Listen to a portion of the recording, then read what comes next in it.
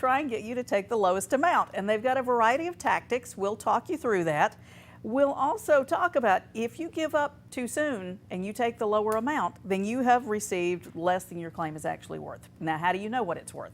How do you talk to somebody to figure that out? Call in your questions about fighting the insurance company, the 31 Law call number 256-536-0077. We'll talk to you live on the air. Or you can also now text your question to that exact same number, 256-536-0077. You can also email questions. You send them to lawcall@waytv.com. And when we get to a show that's on point, we pull them out. We've got some of your email questions lined up for tonight. We've also got Will Leake here from Timberlake League and Brooks. Good to have you here tonight. Good evening, Sharon. Good evening, everybody. We're all about insurance tonight. All about insurance. Whether it be, health insurance, hospital bills that aren't covered, you thought they were covered, homeowners coverage, car wrecks, which is the most type of insurance claim that we end up handling. Anything, be brave. Give us a shout tonight. Happy to hear from you guys and answer your questions on anything related to insurance. And everybody has it, Sharon. Yeah. Everybody needs it. My kids are getting out of college, getting their first jobs, and all of a sudden, hey, here's my check. I've got this insurance coming out. Yeah. Whether it be, health insurance, paying for their vehicle. How does that come in? Doesn't come automatically. Oftentimes you graduate from college, you can be on your parents' insurance, usually till age 26 under most policies. Sometimes those are different. So what does your employer provide in the way of insurance, whether it be life insurance or health insurance? And talk about a lot of those issues tonight. Yeah, I bet your kids are asking you questions, right? When they're signing up to pay their first auto insurance Right. themselves. What does this mean? And is it worth it to buy this other thing? So call in your questions about that. We'll talk about it. That's right. We've got video to get us started off. We always like to start off with a little video while we lock in questions. So we pull this off of YouTube. You make the law call. Look at this white SUV that comes out of nowhere from the side. We can't tell what it is that causes him to run into this telephone pole, crash into it, take it out. And thank goodness the lines and other poles did not come down on these vehicles. When something like that happens, y'all deal with all kinds of personal injury cases. Car accidents like that, will the driver of a car have to pay for the city or county to reinstall that? Or if it were worse, Right. what all would they have to pay for? And it doesn't look like there's any other vehicle involved. Of course, we can't see further out to the right, but let's assume that this white car, nothing else happened, it was just him. There could be a defense. Let's assume he or she had a medical emergency. Yeah. That may be a defense. However, if there's negligence, if the city proves or the county proves that there's negligence involved in this crash, that particular driver is responsible for the damages. Hopefully, he or she has insurance, motor vehicle insurance, which will pay the property damage up into those limits. So let's say it's $100,000 worth of liability coverage, and there's $80,000 worth of damage to the pole and to fix the intersection. Insurance will cover it, you're good. Your rates may rise because you've made a claim, let's be fair. Every time you make a claim, they're keeping track of it. But unfortunately, if it's more than your insurance coverage, then you may be personally responsible for it, and the city may have a claim directly against you for the difference. So if it's $120,000 worth of damage, you only get $100,000 in coverage, that makes a difference. And so we've handled this particular case before, and we had a Good Samaritan. A Good Samaritan stopped, rendering aid to the person in the white car, and then another car comes in, hits the down wire and injures our client. And so the other vehicle's insurance would pay for medical bills, pain and suffering, compensatory damages, things like that. So, insurance in all facets comes into play in this particular situation. You gotta have it. Sure does. Okay, we've got callers waiting. We've got Vanessa on the line with a question from Florence. Hi, Vanessa. Thanks for calling. What's your question tonight? Hey, Vanessa. What's your question tonight? Hello. Hi, Vanessa. Thanks for calling. What's your question tonight? I had a fire at my home, and it was a total loss. And my maintenance person had a fire in the backyard. So they said that they don't know if that caused the fire, but then they said it might have been electrical, but they can't prove it was electrical because after the fire, someone went in the house and stole all of the electrical stuff, the wires and stuff. So my question is, because they feel like it might have been electrical, but they don't know, is there a chance that I may have to get an attorney? All right, Vanessa, you said in the very beginning, I missed, you said it was what kind of fire?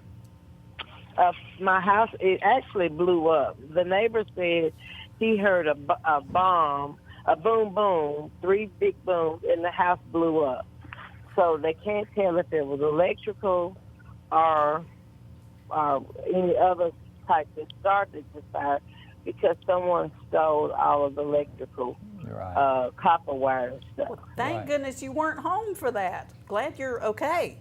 You know, maybe. It depends on, you know, if the insurance company will really, we advise people like you to, hey, talk to the insurance company. If you can work it out, great. If you can work it out with another party, great. Now, I say that with a little bit of warning that oftentimes you don't want to give a recorded statement, and sometimes, depending on the type of case, you can give out too much information just to give them ammunition to deny your particular claim. So the issue in this case, your case, is, you know, what was the cause of the fire, what was the nature and origin of the fire, to determine whether or not your homeowner's insurance will be triggered to come in and pay for these repairs. Depending on the exclusions of the policy, Sharon, it might. If they have an exclusion for defective wiring or defective electrical that maybe wasn't signed on or wasn't up to code, that's something that they may deny that particular claim for. Don't they have to prove that? Does the insurance company have to prove it? They do.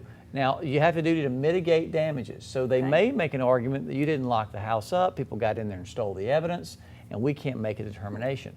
I would still argue, based on the facts, that the fire marshal should come in and do a report to determine the origin of that fire.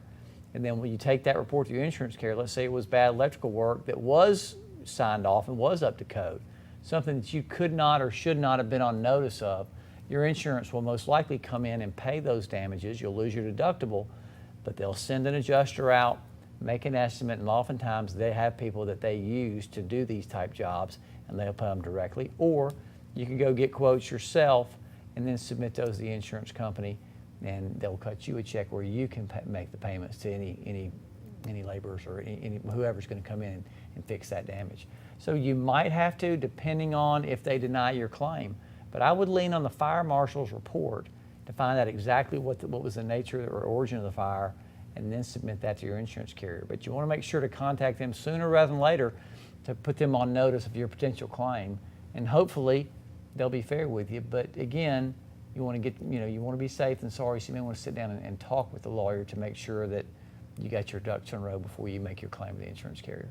Vanessa, check with all your neighbors too. So many people have got Ring doorbells and security cameras and something. Right. I'd like to think that somebody had a recording. If you talk to them soon enough that you could get a hold of it, that might be useful. The house blew up, could be a gas leak. Could be a gas leak. Right, but the fire marshal, they'll sort it out.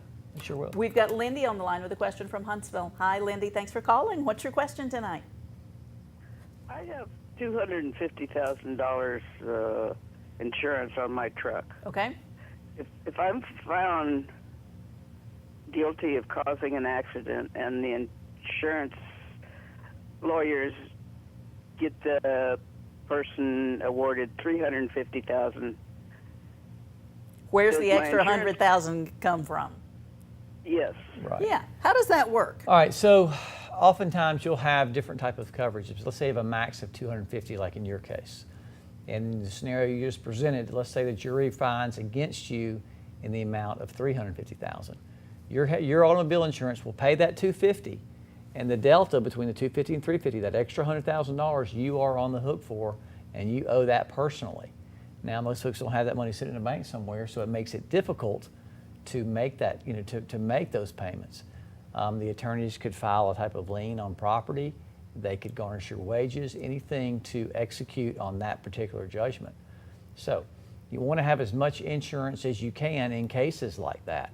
Maybe look at an umbrella policy. Sharon and I talked at the beginning of the show about the kids getting insurance. If you've got kids in your household and their insurance is with the same company, same policy, and it's not up to a certain coverage, your umbrella coverage will not be triggered, and you won't have that type of coverage. So you may want to talk to your insurance carrier about umbrella coverage over and above your specific minimum or maximum limit for that vehicle.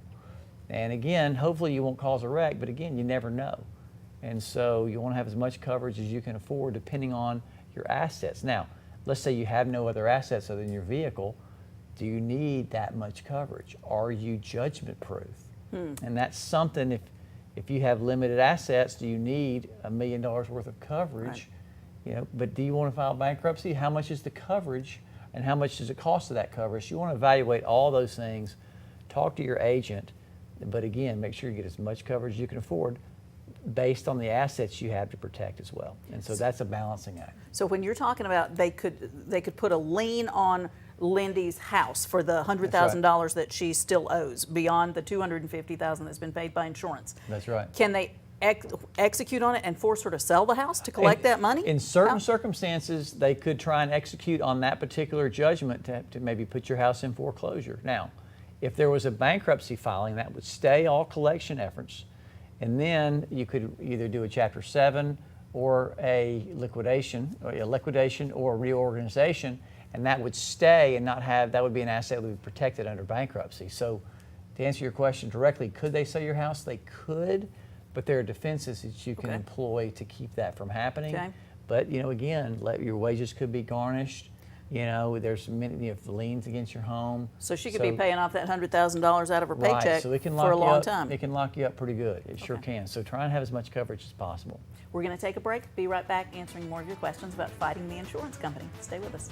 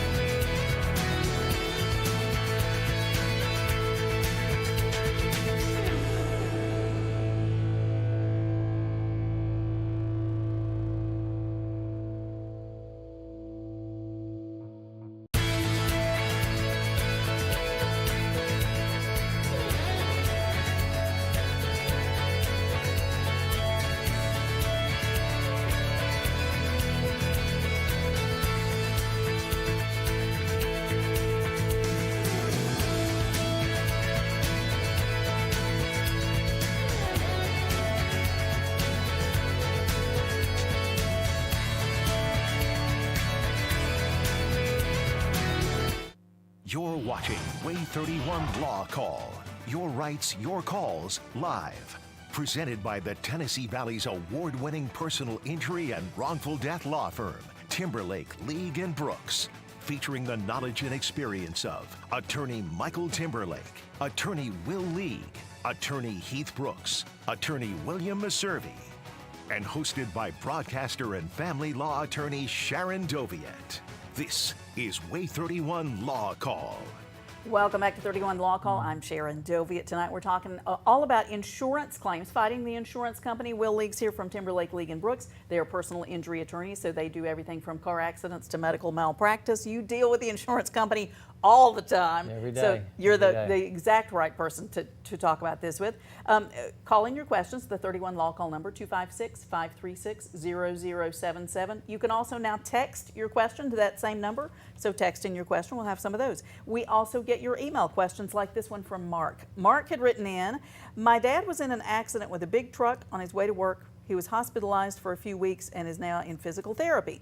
The other insurance company is offering some compensation, but it's not very much. Should we hire a lawyer to handle this or try to negotiate it on our own? You know, You know, I guess it's kind of self-serving to say, hey, yeah, you need a lawyer, but oftentimes you do.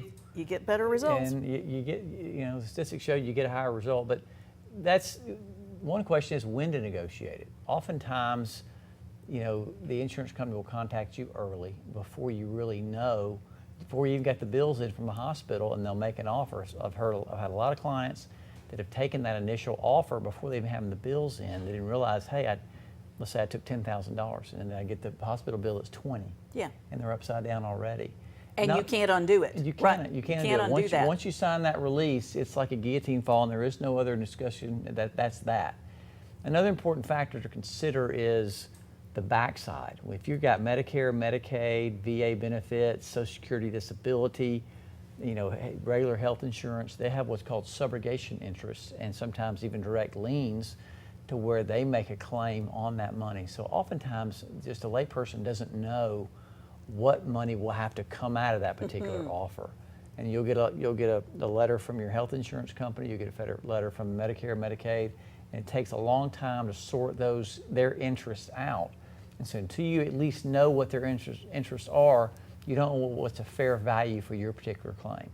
Oftentimes, I think the caller said he's now in physical therapy. If he's still getting treatment, you haven't determined, what's the recovery? What extent is the recovery? Is it 100%? Is it 80%? What deficiencies are left from those injuries? And so when to negotiate, what are the variables that could come out of that settlement? Those are important factors to consider. So unless it's a small claim and there's not a lot of bills and you can't get hung up, maybe. But if it's more complicated, you can really get in trouble quick if you go it alone. And that's just the facts. Right? So if the insurance company offers you and you take a $10,000 settlement and your health insurance has been paying for your treatment all along. Right. You think you're going to get $10,000 and you're going to keep $10,000, and that's probably not what's going to happen. Right, because your insurance company in all your insurance policies, they have what's called a subrogation clause, where if you recover from a third party, let's say it's a motor vehicle wreck, and you recover from the other driver's insurance carrier, that money does not go to you. Before the insurance, let's say you make the agreement, you sign the release, before the insurance company would make you a payment, they have to check for any liens from the hospital, from any other health care provider that may be out there, and you don't know what those are. So if a lot of people accept the offer, then they're in a holding pattern only to find out they owe more money to the insurance company, their health insurance, or things like that. So you can get upside down quick. Yep. And so we do recommend at least sitting down and talking to somebody to get your variables in order so you can make the most educated decision possible. And that consultation with personal injury attorneys is free. That's right. We don't charge for consultation. We'll go over it with you and find out what's what. Yeah. We got this text message in, so 2 parts here. Can I be laid off while on FMLA for my wife battling stage 4 cancer? And then we're going to talk about, does he have to pay the medical bills if his wife passes away? Is he responsible for those bills if she doesn't survive? So FMLA, can you get fired or laid off while you're trying to use your I'm not crazy familiar with that, but I would say if you are qualified for the program and you're within the program, I think there's going to be a stay of letting you go during that time. Now, the second question, Sharon, was... Is he if his wife passes away, and we're very sorry to hear about your wife's cancer, if the wife does not survive and she leaves behind a bunch of medical bills, does the spouse and family have to pay those medical bills? Now those are her medical bills. Yeah. Now, unless he signed off saying, I agree to be responsible for these bills, I would say no. But typically, the insurance that was covering her during her life, we'll cover those as well. So those bills should be covered. But it's an important question to ask because you can wake up and next thing you know, you've got hundreds of thousands of medical bills that are due. Yes. But you may want to talk to your insurance company on the front end just to make sure that those are covered. We've got Jeff on the line with a question from Huntsville. Hi, Jeff. Thanks for calling. What's your question tonight? Hey, Jeff, if you'll just listen to your phone and turn your TV off because there's going to be a delay and it's going to confuse you. Hi, Jeff. Thanks for calling. What's your question tonight? Well, I've got a question about the insurance company is saying they're not going to cover a roof replacement because of deteriorating wood. Okay. And you need to know what to do. Okay. It was caused by missing shingles that the wind has blown off. Okay. Jeff, are they saying those shingles were gone long enough to where you should have repaired them and that let water in, or what are they saying? They're just saying certain ones. They're just saying that deteriorating wood, period. They're not going to cover it. Right. Now, they mention any exclusion for rot? I know you're saying deteriorating wood. Did they say, hey, that's an exclusion and we don't cover that? No. Like I said, all they said is that they would not cover deteriorating wood. Okay. All right. So if you need a new roof and you think it's from those shingles missing, and the water got in from those shingles missing, the first question is something that you should have or could have been aware of? Was there leaking in the house? Did you fail to what they call mitigate damages, or basically find an issue and fail to fix it or negligence yourself? It doesn't sound like they've said that. So I think the argument would be on your side is the shingles were missing. Those shingles allowed water to get in there and then create that damage. The question is, and they can tell, how long has that damage been there? Is it dry rotted to where they can show and put time on that particular part of the roof that needs replacing? If so, they may have a valid defense because they can show that wood rot's been there for sufficient amount of time that you should have or could have been aware on that and failed to fix it. Now, it's not unusual for them to go ahead and deny it once out of a matter of course. So you may want to get an expert to come in there and say, okay, this is the cause of the issue, this is the cause and the reason you have to have the roof replaced. If it's not from rotting wood, then you may have an argument. Take that back to the insurance company. If they fail to at that point, and your expert is clear on what the nature and extent and cause of the damage is, you may have to file a claim and sue your insurance company to make them go ahead and pay that particular claim. Let's talk about what property insurance can cover. So we got a text question in, what if the person you're suing doesn't have insurance, but you live in an apartment complex and the incident occurred at the apartment? Can you sue for the property's insurance? When can you go after the building insurance for something that happens to you that might not even seem related? But depending on, the building's insurance won't cover for individual acts. Okay. Won't cover, if let's say you're in apartment A and the person in apartment B did something to cause damage to you or injury to you or damage to your partner, the insurance company will not cover that particular person for that conduct. However, if there's something in the common area that happens that causes injury to you or damage to your property, that may trigger the apartment complex's insurance to come in as well. But again, they typically won't cover acts of third parties that are unforeseeable. Okay, sort of related to this, Gail sent in an email. A storm dropped a tree on my house and my car in the driveway. Sorry, Gail. The insurance company's working with me on a new roof, but I only have liability on my car. I was told most homeowners' policies would cover the damage to vehicles. Could that work? Is that true? How do I handle it? The good news is it wouldn't be under her automobile coverage. Okay. It would be under her homeowners. Okay. If the tree is in her yard. Yep. The tree's in her neighbor's yard, their insurance company may provide coverage to her home and her car. So the good news is, if you don't have car insurance, it doesn't matter because it would be outside your car insurance anyway. Good, good. Good luck with that. We're going to take a break. Be right back answering more of your questions about fighting the insurance company.